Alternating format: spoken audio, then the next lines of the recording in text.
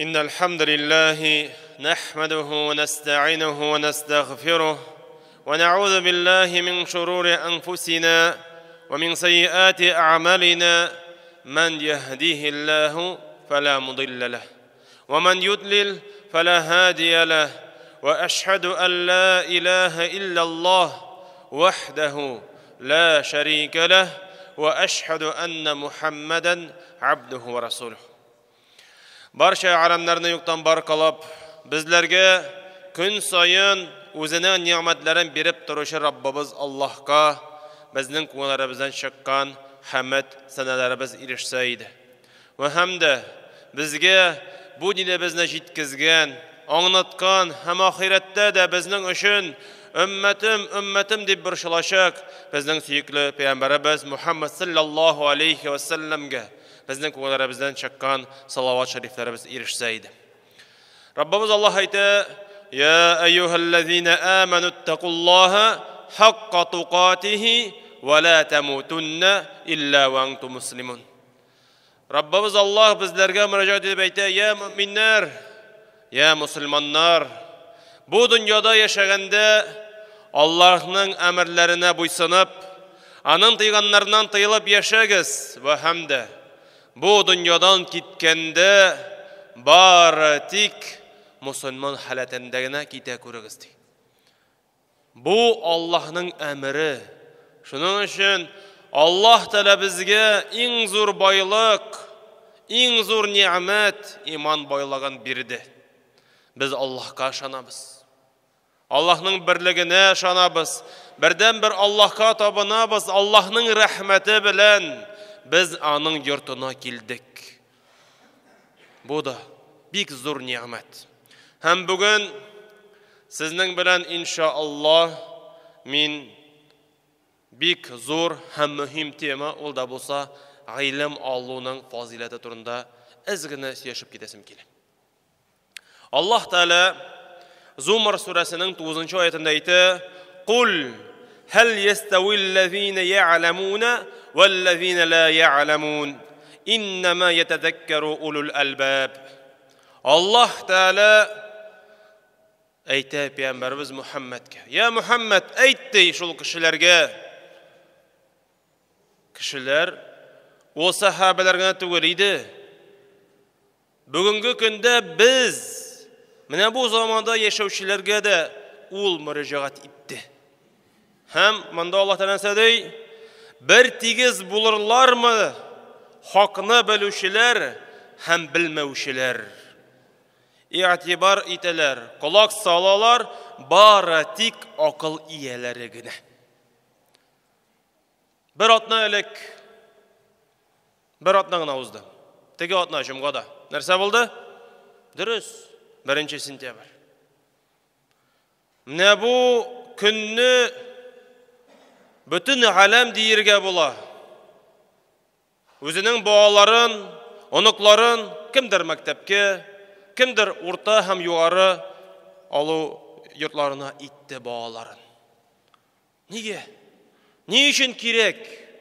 Hatta anarga kadar da hali ko'pmi atiyani borshildi, sababin qildi. Abi babaylar duo qildilar: "Ya Rabbim Alloh bizning bolamizga xayrli o'quv yurtlari nasib et" deb. Ne için? Durus. Chunki bolamiz o'qimasa nechik yashar? Kim bo'lar? O'qisa nindi o'ngishlarga erisha ola. Shuning uchun har bir kishi bo'ldira olgancha, kimdir yaxshiroq maktabga, kimdir nindidir o'quv yurtuna da tarashda kiritirga o'zining bolasin. Albatta u kerak. Ansız yashab bo'lmay. Hunari kerak. Anları hunaring bo'lmasa, oilangni nechuk tuzaysan? Shuning uchun biz har birimiz atiyani bo'larak, abi baboy bo'larak mana shul vazifani da o'targa tiyishmiz. Ammo lekin bir aybirni unutmasga kerak. Не надо забывать одну вещь. После нас, когда мы уйдем из этого мира, кто за нас будет делать дуа?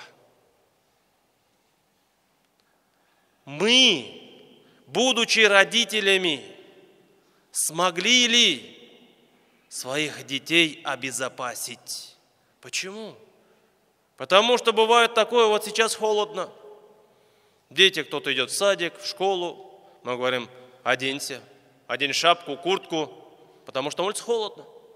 Ребенок приходит из школы, кто-то на работе, мама, папа, звоним и говорим, в холодильнике еда, согрей, покушай.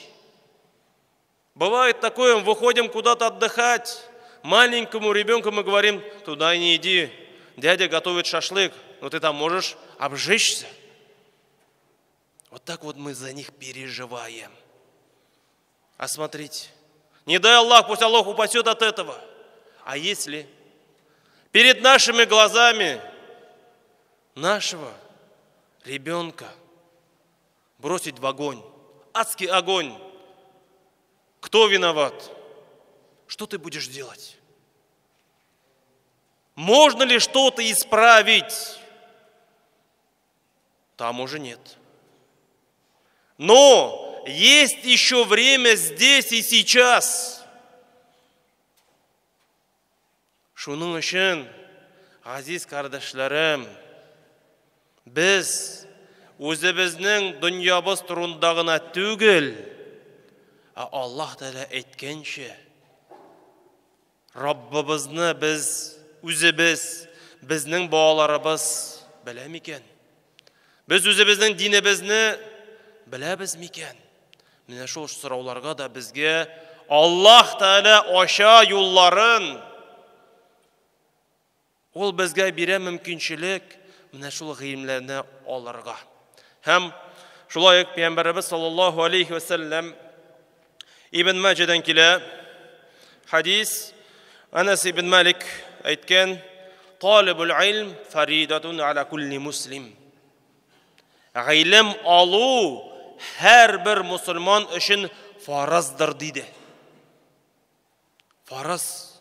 Шуның өчен без менә шул сорауларга җавапны табырга тиешбез. Тырышыйк, Аллах Тәаләдән сорыйк һәм омтылсак иде. Һәм шулай ук Пәйгамбәрбез саллаллаһу алейхи ва саллям Муслим җыентыгында килә, ул Абу Хурайрадан әйтә, "Ман салака тарикан ялтамису фиһи илман саххалаллаһу лаху бихи тарикан илал җаннати."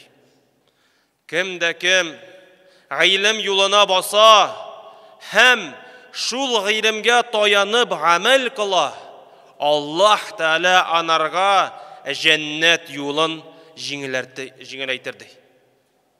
Безнең максатыбыз нинди? Менә бу дөньяда яшәгәндә, Аллах Тәала әйтте, сез менә бу дөньяга килдегез, мин сезне барлыкка китердем гыйбадәт кылыр өчен. Без ни өчен гыйбадәт кылабыз? Зачем мы намаз читаем? Зачем мы сюда пришли? Правильно. Чтобы достичь довольства Аллаха и попасть в рай. А чтобы узнать больше о нашем Господе, чтобы знать, какой Он рай, к которому мы стремимся, мы должны, конечно же, получать знания. Һәм бер кыйсса китерәсем килә. Бу хәл Мәдинәдә булды. Мәдинәне кемдер ишеткәне бардыр, кемдер анда барганы да бардыр. Кем бармаган булса, Аллах Тәала насыйп итсен шул изге җирләргә барырга. Монда бер кеше Мәдинәдә бер хадис ишетә. То есть один человек в городе Медины, где пророк Мухаммад ﷺ жил последние 10 лет, он слышит один хадис. Подходит к учителю и спрашивает, а от кого передается этот хадис? То есть получается, это был табиин, и он хотел узнать, а кто передатчик этого хадиса? И учитель ему говорит, это был Абу Дарда. В это время еще он был жив, Абу Дарда еще был жив, и он жил в Дамаске. И вот этот человек, табиин, он там, говорится, или же пешком, или на своем верховом животном идет или едет в Дамаск, чтобы услышать вот этот хадис от Абу Дарды. Приезжая туда, он находит, и Абу Дарда ему задает вопрос: зачем ты сюда приехал? По каким-то торговым делам? Он говорит: нет. Может быть, у тебя были какие-то другие дела? Он говорит: нет. Я приехал сюда ради того, чтобы услышать всего лишь один хадис, который ты слышал от пророка и передал его. Представьте себе, он прошел или проехал 1000 километров ради одного хадиса. Какое было у них стремление. И пророк Мухаммад, саллаллаху алейхи вассалям, говорит: «Ман юридиллаху бихи хайран юфаккиху фиддин». Кому Аллах желает блага, именно благо, Аллах дает ему понимание. И под словом понимание — это старание, стремление. И иногда бывает такое, то, что мы своими руками, или же, скажу, своим нестаранием отдаляем от себя благо. Шуның өчен, газиз кардәшләрем, уйланыйк әле, карыйк әле. Менә бу кыйссадан гына күрәбез, ничек элек безнең алимнәребез, кардәшләребез тырышканнар, омтылганнар гыйлемне алырга. Бүгенге көндә Аллаһның рәхмәте белән күпме китапларыбыз бар. Аллаһның рәхмәте белән менә шул китапларны укып, без нәрсәдер аңламасак сорау бирә алабыз. Аллаһның рәхмәте белән без мәчетләребезгә килеп гыйлем ала алабыз. Бу нигъмәт түгелме? Бу Аллаһның рәхмәте түгелме? Шуның өчен менә шул форсат белән файдаланыйк әле. Омтылыйк, Аллаһның рәхмәтенә ирешергә тырышыйк. Шул вакытта Аллаһ Тәгалә безгә бу дөньяда да үзенең ниъмәтләрен, бәрәкәтләрен бирәчәк, һәм Раббыбыз насыйп итсен киләчәктә дә мәңгелек җәннәтләргә керергә. Субханаллаһи бихамдик, шаһаду ан ла илаха илля ант, астагфирука ва атубу илейк.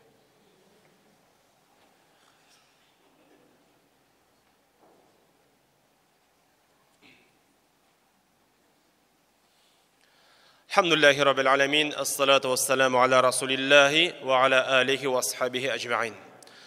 Шулай ук Таха сүрәсенең 114-нче аятында Аллаһ Тәгалә безләргә мөрәҗәгать итеп әйтә: «Ва кул рабби зидни илма».